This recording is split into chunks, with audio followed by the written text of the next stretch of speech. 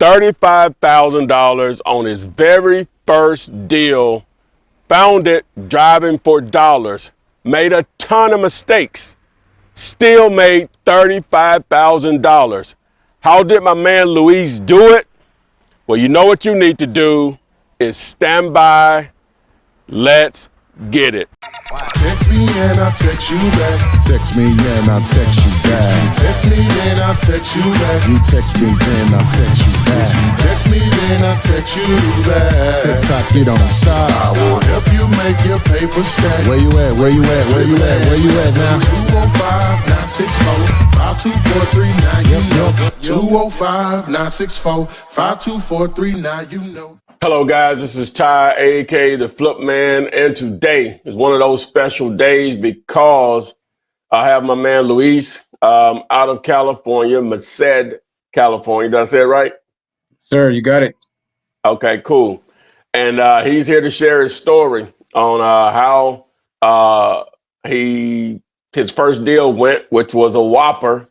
Wow, really nice deal at $35K. My first deal was only $2,500, so he 10x me plus some. But enough of that, man. How's it going, Luis? I'm doing good, brother. Thank you for having me. Appreciate No you. problem. No problem at all, man. So what I like to do is just if you can give yourself some background on what you do, I guess as your current 9 to 5 or whatever situation is, and then we'll get into how this deal came about. Yeah, so actually, no 9 to 5 for me at the moment. Working back in January just to be home with the kids.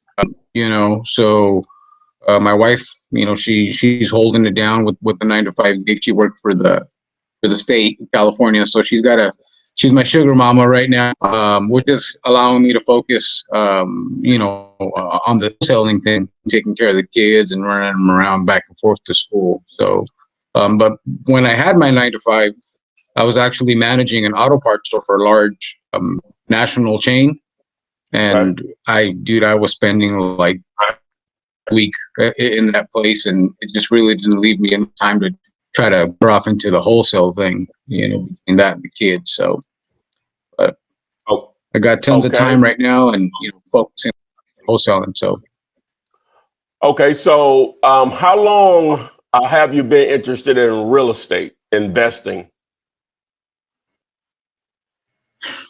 Man, I've been stuck in like analysis paralysis and just dabbling for like the past 2.5 years, just listening to things, attending, local meetups, virtual meetups. I even paid for some mentorship, but I just never really took any action. I always used my job as an excuse, that I had time, too many hours at that place, and then coming home and doing the wife and kid thing, and taking care of my responsibilities here. It was always work and family. That was always my excuse. But then now I don't have any excuses. I have a ton of time. So this is when I started really hitting it and putting it together. And now we're here, $35,000 later. That's what's up, man. So, all right. So, as you said, you've been going to meetups, some seminars. You paid for some training. How long has it been since you, I guess, ran into my information or whatever? Because that's why we're here. You reached out to me on Instagram to let me know you had closed that first deal or whatever. But how long have you been, I guess, consuming Flip Man's content or whatever? So, I mean, I'd say a good solid year. Just consistently.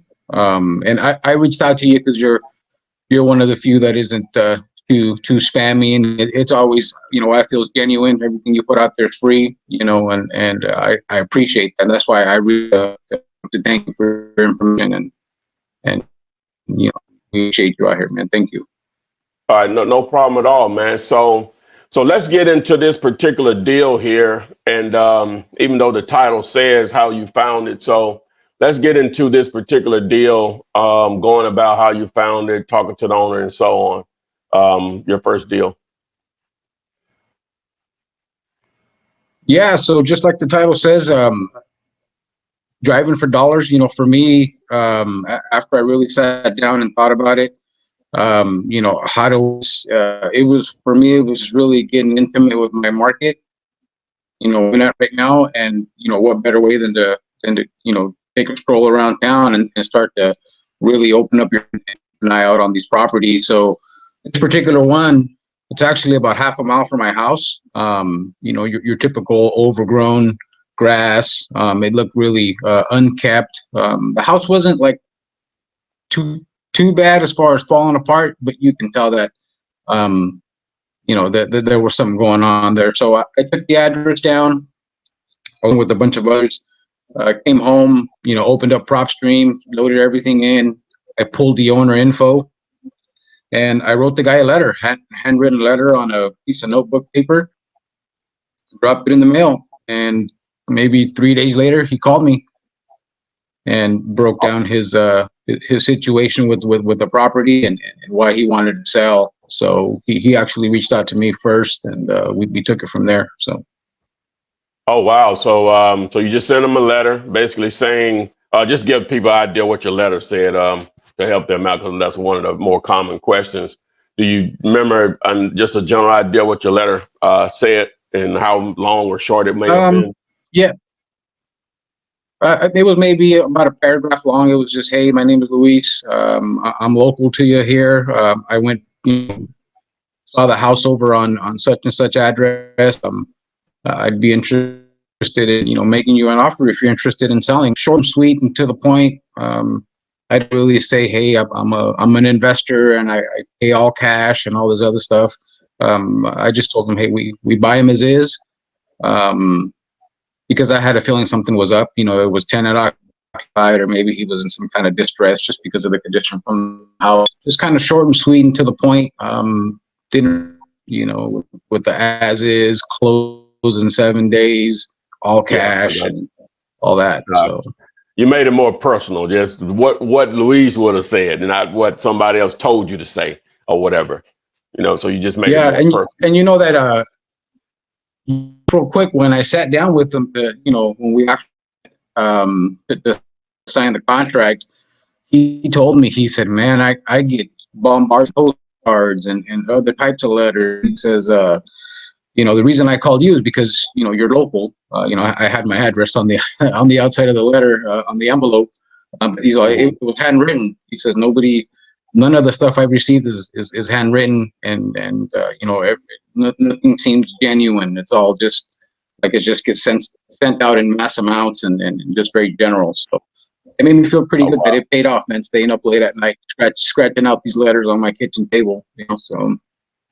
I got you. Yeah, I actually had a lady to tell me that once at a closing, and the way I sent it was, I don't think I sent it FedEx or UPS. I sent it by the U.S. Postal Service, but I sent it in the large envelope that they have. That's the same size if you're going to send just a normal parcel or something through FedEx or UPS. And she told me at the closing, that's the reason she responded. Said, this man took the time out to do all of this. Let me see what he's talking about or whatever. So.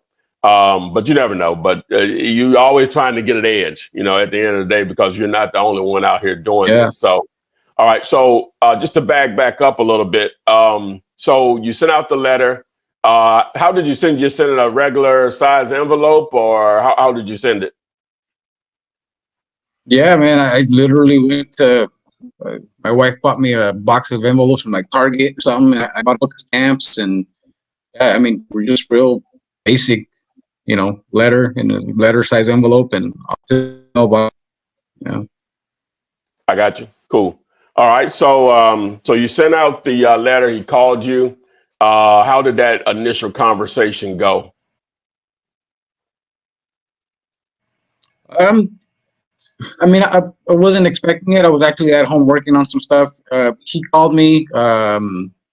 And for me, it was pretty natural, given the circumstances. I've never actually dealt with the seller on the phone in terms of like their house, but my previous, customer service, actually going out and making like sales calls to businesses and stuff like that. So I was pretty comfortable talking to him, but he was really quick to express, hey, I got your letter. I appreciate you sending it.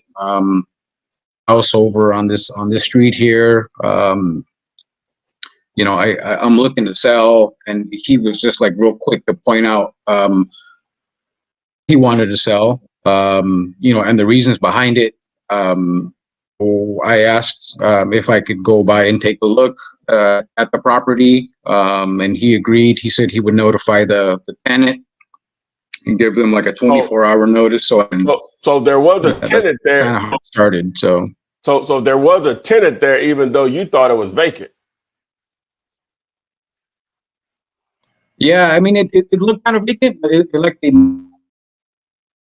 mow the lawn every 2 weeks or something. Because again, it's by my house, so I would go by there often anyways. So once I bought the house, I would pay more attention to it, and you can tell someone was living there, but it was either, in my head, it was either someone that lived like alone or just a tenant that didn't really care about the property a whole lot. And it turns out that it's both. It was a lady that lives by herself, and for quite some time. But yeah, it was tenant occupied.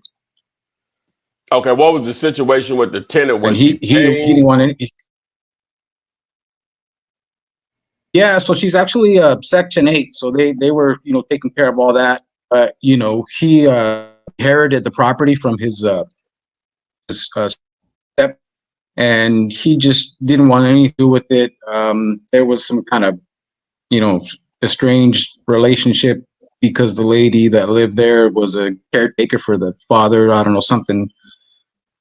Didn't want to deal with it anymore.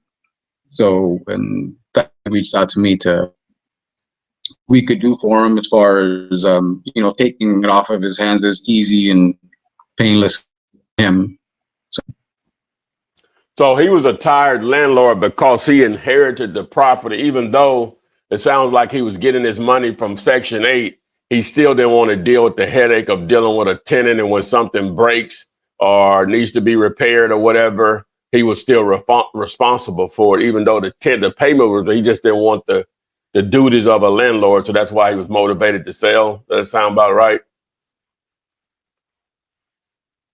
Yeah, and from where he lives, maybe 5 miles away, so he's not too far from the property. He just even told me that he had property and over 10 years, and didn't really have an attachment to it, even though it was inherited. So Mhm. he didn't have a problem selling it. So there was a lot of motivation there on his part um, to sell. So I got you. Okay, so let's get into how did the price come about? Did you make an offer, or he just gave you the price? um, I opened a conversation with, what do you think it's worth? Before I looked at the house, and he threw, almost retail out there. He says, hey, I know it needs some work. I don't know how much work it needs, but I've been kind of looking like, and realtor or whatever. And, I think I'm at about 212. And I said, okay, that sounds reasonable, but let's check it out, and then we'll inspect the property, and then we'll give you an offer based off of that, something that worked for us both. So he agreed, that was fair. And he notified that we got off the phone. He notified the tenant that someone would be coming for hours to check it out. He called me back to okay it. So then I show up 24 hours later, and the tenant doesn't want to let me in the house. So I Mhm. talked to her for a bit. I took whatever pictures I could from the outside.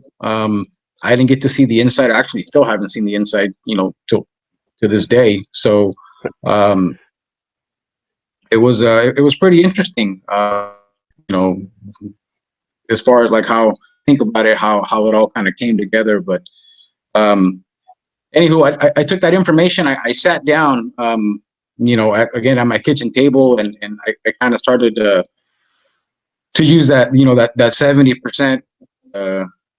The times 0.70 and then minus repairs and stuff. So I had pumped it at at the information that was available then. Let me see here. I had came up with about 250 on the ARV. So after the math, so 250 70 and then the five. I had in my head estimated the repairs about 70K, which put me down at 105. Mhm. and that was going to be my max. So I actually I called him back. I started off at 5. At what amount? Some room there What amount did you offer him? at 95K. 95. Okay, cool. Okay, I boom. That started off probably at went up. 95. Yeah, All right. yeah, Yeah. yeah. So I kind of started on the. I told him, hey, based off of what I saw, and then us assuming the risk. I told him that the lady didn't live in the house, so I told him, look, we're pretty much taking this on sight unseen from the inside. I saw Yeah. the outside. The outside is pretty rough. I can only hope the inside, because she is living in the house, and the Section 8 does have rough stuff. So I assume Section 8 was writing it off as livable. So I didn't think the inside was too bad. Outdated, but not too bad. But anyways, I anchored 85. He came back at 120, and after back and forth, we locked 100. So So 100K you was the sell it. purchase price. This You, thing. you said you sell it at 100. Yeah, we settled at 100. Yeah. Okay, cool. All right. So you got it in the contract. So as far as the contract, what contract did you use? Oh man, when he agreed to the price, I don't even remember where I got the contract from. I'm in California, so I went back and forth with one of my cousins that's also trying to get into the wholesaling thing, and I told him, man, I got one on the hook. He agreed. I'm supposed to meet this guy tomorrow. I need a contract and that. So he provided the contract. I think he got me one. I don't know where it came from. It just had some verbiage in there, about being in California. So I read it over. It had the assignment clause and stuff in there, stuff that I felt was necessary to sign off on it. And again, I don't know where exactly it came from, but it stuck with title. So Okay, cool. All right. So now you have it under contract. So now it's time to find a buyer for it. So what did you do? So I actually had someone in mind. This particular buyer, buyer number one, he's actually one of the bigger here that is a flipper. Doesn't do any buy and holds, just flips and flips all day long. And as soon as I got it locked in, I paid him a visit, contract in hand, and we initially had locked this thing in. He was going to pay me. We locked it in at 110, so I was going to make 10 grand on this first go around. So, but his contingency was that since he's a quick, in and out, 90 days or less flip type guy, he wanted the thing vacant. So he asked for a 30-day close, which was fine. And in those 30 days, we tried everything that's living there now to relocate. He offered extra keys, we offered like moving assistance, and it didn't work out. She wasn't very responsive. So he ended up, last minute backing out on me. So I had to go find a different buyer, very last minute. So. Okay. So you gave him, how much time did you give him before you pulled out on that one and started to look for another buyer? Well, about a week before he actually told me that, because I already kind of had if he wasn't, cooperating.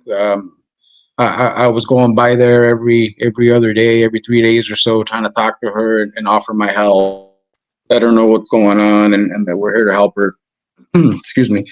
So about a week before he actually told me, hey man, this isn't going to work, I'm going to have to back out. I had else reach out to me on social media, because I was, on my Instagram and on my Facebook, I was always putting out, hey, I buy houses, I pay referral fees. So I had someone reach out and say, hey man, I have a guy that buys here locally. He's a one-man show, but he's solid. So as soon as buyer one told me he couldn't do it, I reached out to this guy, buyer number two, about it. And as soon as I contacted him, the very next day he came right out. He walked the property again. The lady didn't let us go in the house, and he actually made me the offer of 135K. Oh, so wow. Okay. I didn't. Well, look, Yeah, one question. I didn't flinch. So Yeah, of course you did. So just to go back real quick, I didn't ask you how much earnest money did you put down with the seller? So I had down on contract. I had put down $100 that I was going to put down Uh, from my part, and when I went to go to contract the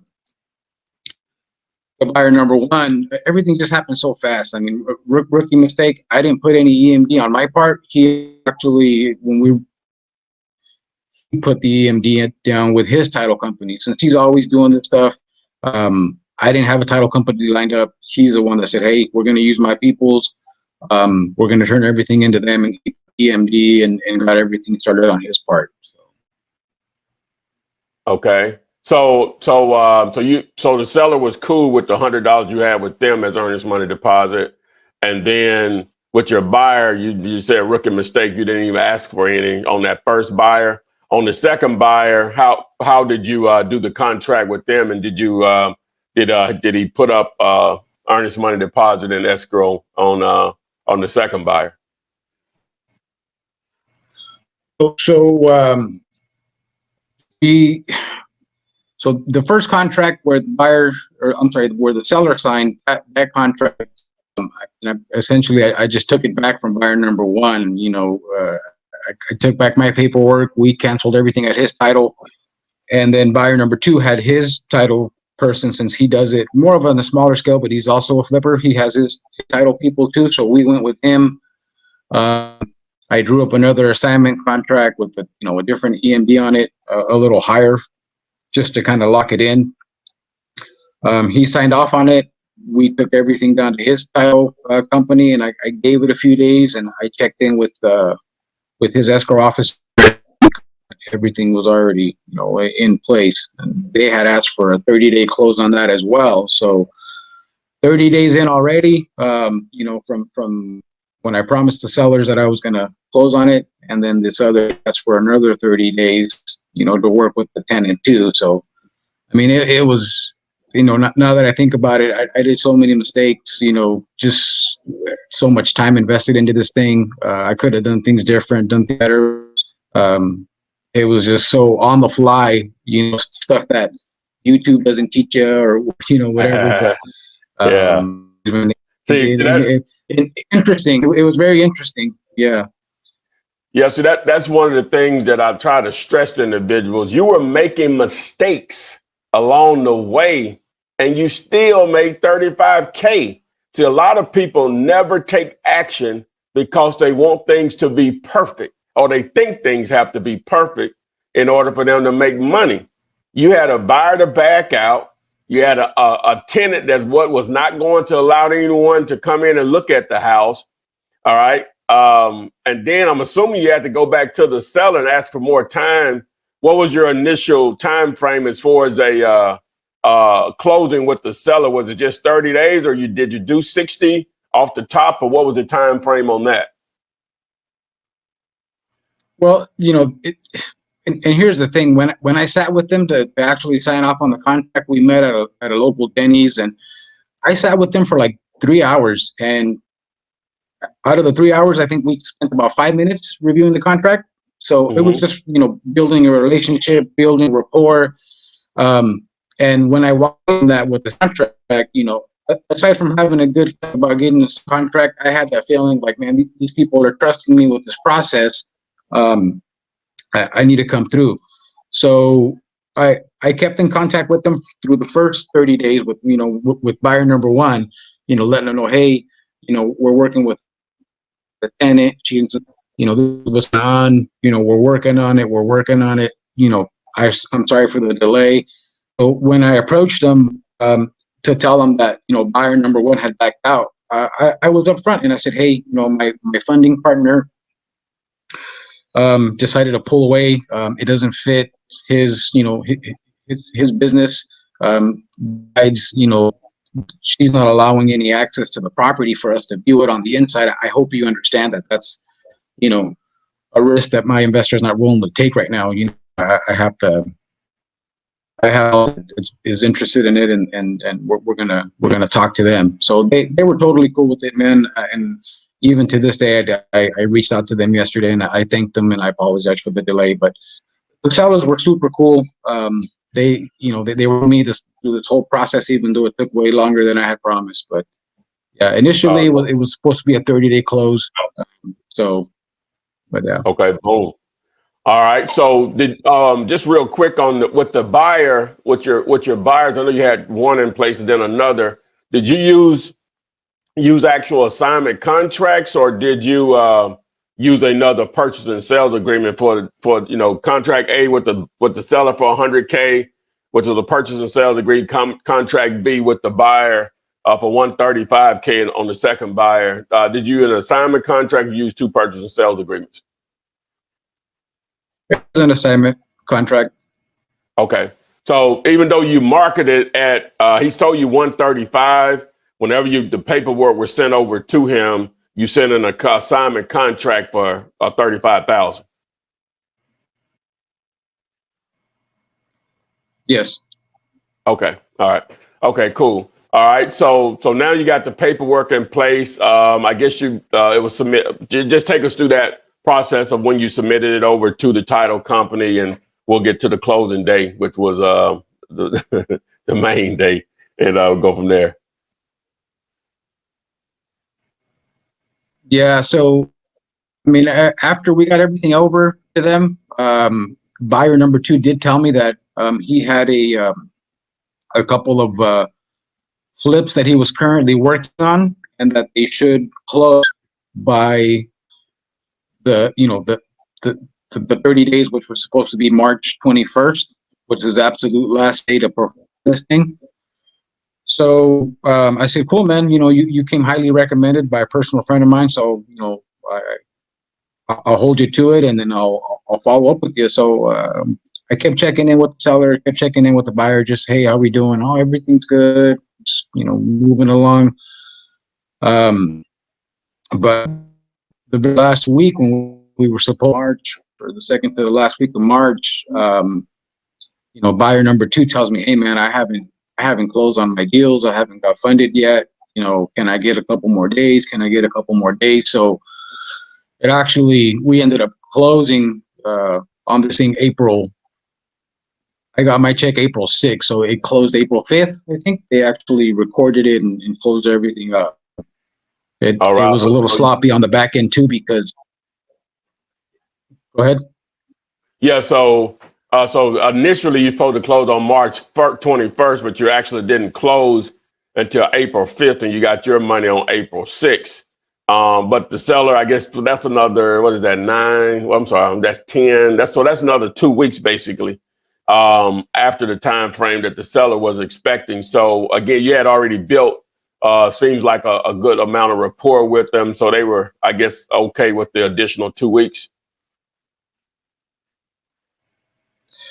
Yeah, I mean, towards the end, they were just kind of wondering what's going on, like, is this going to happen, and I told them I guarantee that it would close somehow, some way or the other. I was even trying to line up some private funding on my side just in case this wasn't going to. I felt so bad at that point, like, we're having these people wait, very, very nice people, but, at the end of the day, they were expecting their money. They had some plans for their funds. The proceeds from the property, they were going to give that over to some of it was going to go to their son and things like that. They were counting on it, kind of towards the end there. So they were wondering, but I assured them, and luckily, my buyer number 2 came through, clutch way last minute, but he got it done, and everybody got their money. So. Well, boom. So just really quick, man, leading up to closing day, I get, obviously you closed on the 5th, but you didn't get your money until the next day. How was that experience? Because it wasn't easy. It was a rough ride to get to where they say, hey, we got a closing day at this time, blah, blah, blah. Number one, did the seller, did everyone meet at closing, or was it staggered? How was that set up? No, actually, surprisingly, because of the whole COVID thing, the notary, everything took place like everybody got sent out their own notary, like either to, a place of business or at a park Oh, somewhere. wow. And everybody except for me, I chose to pick up my check, but he picked up his funds. I'm sorry, his funds were wired to his bank account. He was actually on vacation, spring break, visiting his son. And he Okay. received his money, and I just went down to the title company to pick up my check, and then I went to go deposit it. But to answer your question, man, it's a little slow, getting up that large of a check. After, I probably have about 30 hours total invested into this thing, between running around back and forth and talking to people and visiting the property. Yeah. And all of last year, man, that's the, working retail, we were just super busy last year. I put in a lot of hours at my job. In 2020, my take home from my W-2 was about 65K. That's my take home after taxes and Yeah. 401K and everything. And I made 35K on this one deal, which to me, I mean, it's awesome. It's a large amount, but the way that I see it is I just bought 6 months of my time, to continue to figure this out and to roll in, another 2 or 3 deals, hopefully soon to keep me at home, so I can focus on this thing more on a basis. So. Oh man, wow, yeah, that's what's up, man. So one deal basically covered half of a year's salary or whatever, actual take home money. So, man, we really appreciate you, Luis, sharing your story, man. Amazing. Like you said, it wasn't easy. It wasn't perfect. The mistakes were made along the way, and still a $35,000 payday. That's why I love wholesaling, man. Just real estate investing in general. Anything you want to share with individuals out there that may be struggling with this and still trying to put their first deal together? I mean, there's a ton of content out there, guys, like, yourself, Max Maxwell. There's a couple of other cats that I listen to, but and follow along with. But you got to take some of this information and start to apply it. I don't recommend just going out there and throwing offers and seeing what's, for me, getting real personal with my market. I keep it to like a 5 or 6 mile radius, and I drive these neighborhoods and these areas. And I'm always checking to see what's out there, checking Zillow and realtor.com just to see what things are going for, and having an idea of how it works. You're never going to know exactly how it's all going to line up. I spent 2 years studying this stuff, man, and this first deal was just, it had a lot of errors in it. It was kind of at times, so take that into consideration. 2 years of studying, analysis, and trying to get it lined up correctly, and then finally I was in the hot seat, and I felt like I was scrambling at times. So if you're waiting to jump in, just till you know everything 100%, I think you're gonna sit there and be like me, wait 2 years before you actually start taking action. But go out there, take action, kind of calculate yourself a little bit. Don't just go out there blindly, but take some action, start moving towards the goals, and connecting with others. That was another big thing for me too. I connected with a couple of other guys that we pump each other up and share ideas with each other. So that helped me a lot too. So. Yeah, man, networking. That's the end of the day. I shunned away from it for years, like I was stupid or whatever. But that networking can go a long way, or whatever. Just in so many ways. But man, again, we really appreciate you sharing your story, taking the time out to do this. I'm glad you hit me up and was willing to do it again. So as I always like to say, guys, and Luis has made it very clear, it doesn't have to be perfect for you to make money. You're going to make mistakes. The great thing about it, the mistakes that you make are going to be more valuable than anything that I could probably teach you, because it comes from experience. Just like he said, out of all the content he's watched, stuff was still coming up that he didn't know what to do because no one ever talked about it. But that's the way it is. Stuff still comes my way that I haven't experienced, but you just have to figure it out. and let it, hey, at the end of the day, if it doesn't work, don't let that discourage you. Move on. It's so worth it. It's $35,000 worth it on one deal. All right. But again, man, we'll really appreciate it. And as I always like to say, guys, we'll see you on the flip side. Text me and I'll text you back. Text me, then I'll text you back. Text me, then I'll text you back. You text me, then I'll text you back. Text me, then I'll text you back. TikTok, you don't stop. I will help you make your paper stack. Where you at? Where you at? Where you at? Where you at now? 205-964-5243. Now you know. 205-964-5243. Now you know.